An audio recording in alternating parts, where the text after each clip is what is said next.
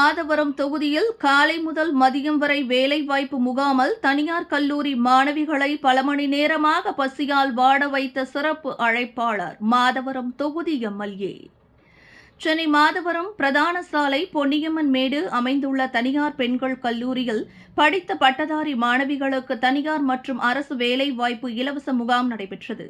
இதில் கல்லூரி மாணவிகள் காலை 10 மணி முதல் மதியம் 1:30 மணி வரை மதிய உணவும் இன்றி வாடியவாறு கல்லூரி மாணவிகளை பரிதவிக்கவிட்ட நிகழ்ச்சியின் சிறப்பு அழைப்பாளர் மாதவரம் தொகுதி சுதர்சனம் எம்எல்ஏ அவர்கள்.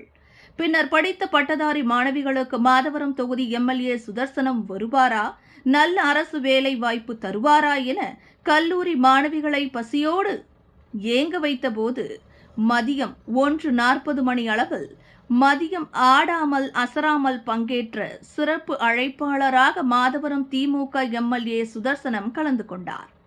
பின்னர் அமேசான் தனியார் நிறுவனம் மற்றும் அரசு வேலைவாய்ப்பு ஆலோசனை குறித்தும் கல்லூரியில் படித்த பட்டதாரி மாணவிகள் வரை மிகவும் பயன்பெறும் வகையில் பயன்பெற்றனர்.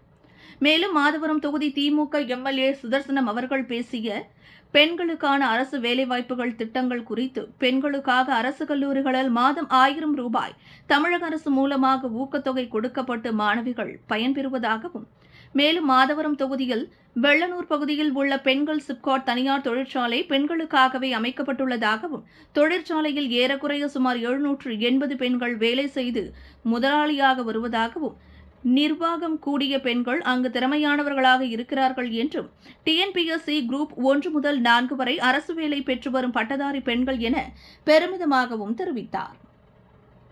மேலும் அன்றைய காலங்களில் 13 வயது ஆனாலும் படிப்பு இன்றி தவித்து வரும் பெண்களுக்கு திருமணம் செய்து வைத்து வந்திருந்த அவரவர் குடும்பத்தினர் இருந்த நிலையில் தற்போதுதான் கல்லூரி பட்டப்படிப்பு முடித்து வரும் மாணவிகளின் பெருமிதமாக கருதுவதாக தெரிவித்தார் என்பது குறிப்பிடத்தக்கது.